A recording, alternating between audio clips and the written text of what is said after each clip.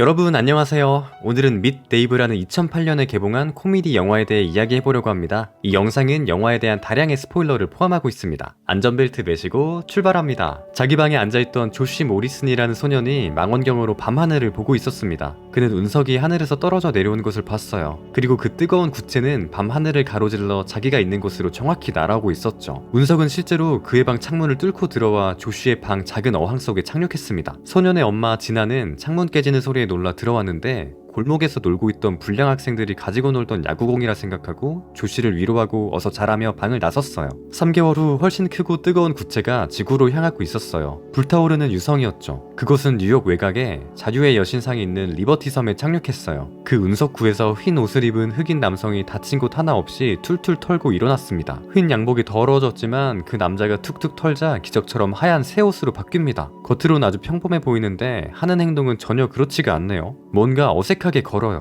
그는 리버티 섬에서 나오는 페리를 타고 사람들을 가까이서 관찰합니다. 그들의 표정을 보고 따라해보지만 대단히 어색하네요. 신호등이 어떻게 작동하는 건지 모르는 이 남자는 빨간불의 길을 건너는데 역시 뉴욕은 무서운 동네죠? 바로 차에 치이고 맙니다. 그 차의 주인은 조시의 엄마 지나 모리슨이었어요. 차에 치이고 남자는 튕겨져 나가 저 멀리까지 날아갔습니다. 그는 길바닥에 미동도 없이 누워있었어요. 진아는 그가 혹시 죽었을까 호들갑을 떨면서 달려왔는데요. 남자의 발목은 부러진 듯 꺾여 있었지만 아무 일도 없었던 것처럼 벌떡 일어났어요. 남자는 멀리 자리를 피했습니다. 그곳에서 귀가 마치 자동문처럼 열리더니 인간 형태의 아주 작은 외계인들이 밧줄을 타고 쭉 내려오네요. 그 소인은 닫힌 자리까지 내려가서 그곳에 해치를 열어 수리하는데 시간이 걸릴 것이라고 보고했습니다. 열린 해치 속에는 뼈나 근육이 아니라 전기 배선이 잔뜩 있습니다. 이 남자 이제 보니 평범한 사람이 아니네요. 사람이 아니라 작은 인류가 타고 있는 외계 로봇, 외계 우주선이라고 볼 수 있겠습니다. 그 내부는 작은 소인들의 부대로 편성되어 있고 각각 소인들은 신체 부위별로 조작과 관리의 책임을 가지고 있어 보입니다. 남자의 머리는 함대의 함장이 관리합니다. 모든 선원들이 그의 말에 복종하죠. 함선 로봇, 즉 흰 옷을 입고 있는 남자의 얼굴이 바로 함장의 얼굴을 본뜬 것입니다. 다리를 담당하고 있는 소인이 함장에게 교신을 보냈습니다. 우주선의 방어막이 가동되지 않은 상태에서 맞은 갑작스러운 충격으로 인해 위치 추적 장치도 고장났고 심지어는 48시간 안에 시스템이 멈춰버릴 것이라고 보고하죠. 함장은 모든 선원들을 모이게 했습니다. 그들에게 작전을 중단하지 않을 것을 이야기하며 그들 행성의 사연을 이야기합니다. 그들은 닐이라는 행성에서 온 외계인들인데 현재 자원 부족으로 인한 에너지 위기에 처했다고 합니다. 이 외계인들은 위기 해결에 앞서 흡수기를 지구에 보냈고 지구의 바다에서 소금을 흡수해내서 그 에너지를 이용해 닐을 부활시킬 계획이었습니다. 외계인들은 미리 보낸 작은 구, 즉 흡수기를 찾아야 합니다. 영화의 첫 장면에서 지구로 떨어지던 작고 뜨거운 구체 기억하시나요? 3개월 전 조시의 어항에 떨어졌던 그 물질이 이 외계인들의 목표입니다. 함장은 넘버 2와 넘버 3로 일컬어지는 부관들을 가지고 있어요. 이 인간처럼 생긴 우주선을 조종하는 외계인들은 그리 로봇 조종에 익숙하지 않아 보입니다. 인간처럼 조종하려다 보니 오히려 사람들의 이목을 너무 많이 끌었어요. 이 문제를 해결하기 위해 외계인들은 구글과 야후라 불리는 정보기관에서 이 인간종에 대한 정보를 얻어내죠. 그때 리버티 섬에서 있었다는 폭발에 대한 신고를 받고 경찰들이 출동했습니다. 2명의 경찰이 사건 조사를 위해 장소에 방문했고 그중 하나는 전혀 중요한 일이 아니라며 시간 아깝다고 하지만 형사 둘리는 뭔가 수상한 사건의 냄새를 맡았어요. 크리에이터 안에서 발자국 마냥 사람 얼굴 모양이 찍혀 있었거든요. 둘리는 그 자국에서 얼굴 모형을 찍어내서 그 얼굴을 가진 사람을 찾기로 했습니다.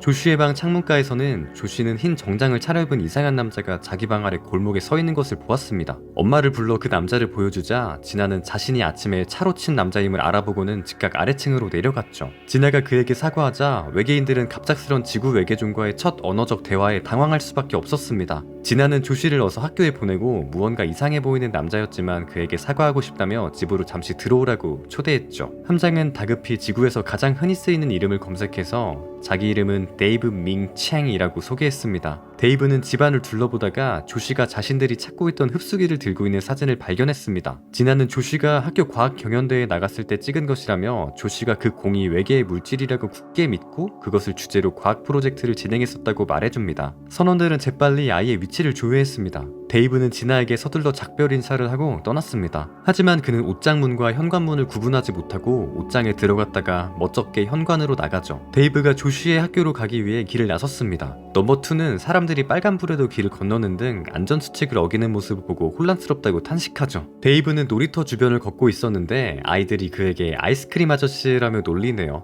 최신 유행하는 옷을 찾아 옷가게에 들어갔죠. 옷을 구매할 돈을 지불해야 했던 데이브는 판매대 위에 있던 돈을 스캔했고 탈의실에서 돈을 뽑아냈습니다. 똥꾸녕, 아니 평범한 외계 로봇이라면 프린터가 설치되어 있는 그 부위에서 말이죠. 데이브는 드디어 조신의 학교에 도착했습니다. 학교 교장이 그를 임시 교사로 착각한 바람에 데이브는 조슈의 교실에 배치되었어요. 아이들과 실랑이를 벌이던 데이브는 조슈를 밖으로 데리고 나가서 흡수기의 행방에 대해 묻습니다. 조슈는 자기를 괴롭히는 일진 짱이 그걸 가지고 갔다고 말해요. 내일 있을 거리 축제에서 만날 수 있을 거라고 하죠. 조슈는 데이브를 집으로 초대했습니다. 로봇 데이브는 게임도 정말 잘했어요. 그때 진아가 집에 들어와서 데이브에게 함께 저녁을 먹자고 이야기하죠. 러버포는 함장에게 사람들과 계속 가까이 지내다가는 정체가 탄로날 수 있다며 만류했지만 함장은 진아의 제안을 거절하지 않았습니다. 저녁 식사 후에 데이브는 진아가 그린 그림을 보았습니다. 진아는 자신이 생각하는 사랑이라는 느낌에 대해 그린 그림이라고 설명하며 데이브와 이야기를 나눴습니다. 데이브는 조슈의 집을 떠나 길거리로 나갔습니다. 그는 노숙자 옆에 두어 그의 이야기를 들어주고 함께 밤을 보냈는데 그 사람이 데이브에게 자기 담요를 빌려주는 모습을 보았죠. 외계인들은 인간들이 자기들 생각보다 훨씬 복잡한 생명체라고 생각하게 되었습니다. 넘버 3는 밤 늦게까지 깨어 남녀노소가 1년에 한 번씩 본다는 흥미로운 자료를 발견했습니다.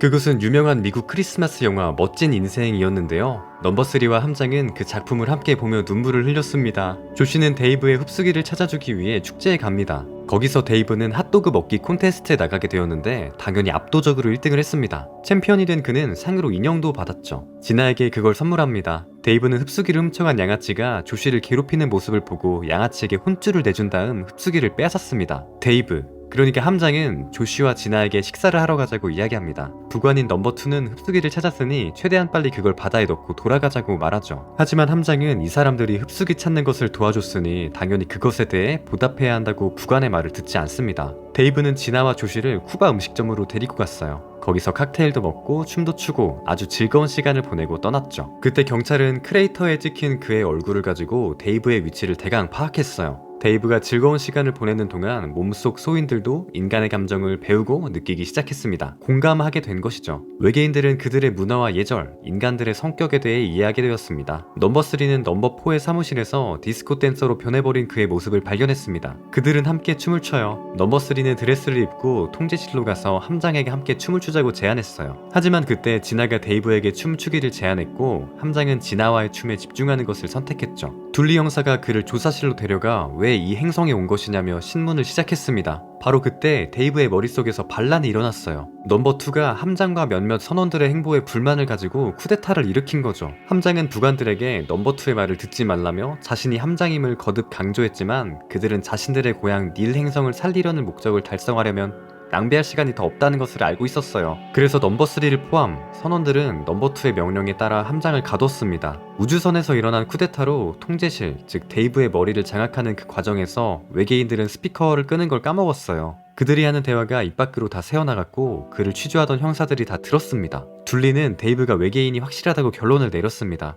넘버 2는 데이브가 벽을 뚫고 빠르게 경찰서에서 나갈 것을 지시합니다. 넘버 17번 선원은 새로운 함장이 아주 미쳤다며 귀로 우주선에서 빠져나와 뛰어내려버렸습니다. 데이브는 진아와 조시를 보며 그들 때문에 멍청한 감성에 젖느라 시간을 낭비했다고 말합니다. 그때 통제실을 슬쩍 빠져나온 사람이 있었는데요. 넘버 3였습니다. 그는 넘버 2의 정신나간 행동을 막기 위해 함장이 있는 곳으로 가 그를 풀어줍니다. 넘버 2는 그들을 금방 잡았는데요. 그는 불복종의 대가로 함장과 넘버 3를 밖으로 추방해버렸습니다. 이 작은 외계인들이 거대하고 위험한 세상에 던져진 거예요. 그들은 데이브에게로 다시 돌아가기 위해 그 위험한 길을 다 지났습니다. 그 길에서 넘버 3는 함장에게 왜 자신이 아니라 진아를 선택했는지 물었어요. 함장은 미안하다 하며 작전을 위해 한 행동이었다고 사과하죠. 함장은 자신도 넘버 3를 좋아하고 있었지만 닐 행성의 법 때문에 그 진실한 마음을 표현할 수 없었다고 고백합니다. 결국 그들은 데이브의 구둣발에 매달리게 되었고 결국엔 다시 우주선의 선체 안으로 들어갈 수 있었어요. 데이브는 리버티 섬으로 가기 위해 택시를 잡았습니다. 조시는 데이브가 자기 의지로 나쁜 짓을 했을 리 없다며 분명 무슨 이유가 있었을 것이라고 엄마에게 그를 돕자고 설득했어요.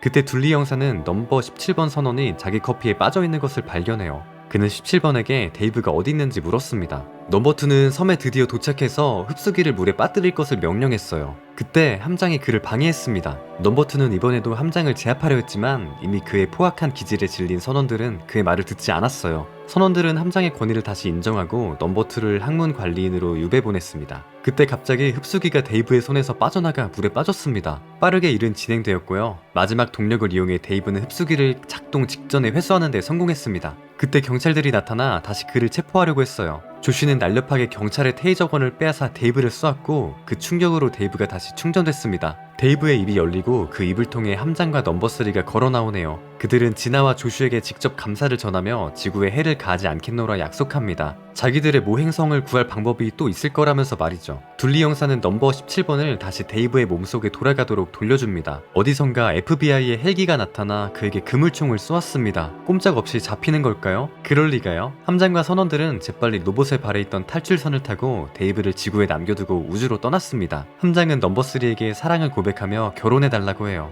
그렇게 행복하고 달콤한 엔딩으로 영화가 끝났어요. 개인적으로 이 영화는 피 한 방울 나오지 않는 아주 친절하고 산뜻한 영화였네요. 영화는 그저 웃긴 코미디일지 모르지만 그 주제는 심오하다고 느꼈어요. 모든 생명과 인격은 존중되어야 한다는 걸 배웠습니다. 완전 가족 영화네요. 어른과 아이가 함께 즐길 만한 영화였습니다. 오늘은 여기까지입니다. 제 영상이 재미있으셨다면 좋아요와 구독, 그리고 다른 영상들도 많은 관심 부탁드려요. 감사합니다. 그럼 모두들 안녕.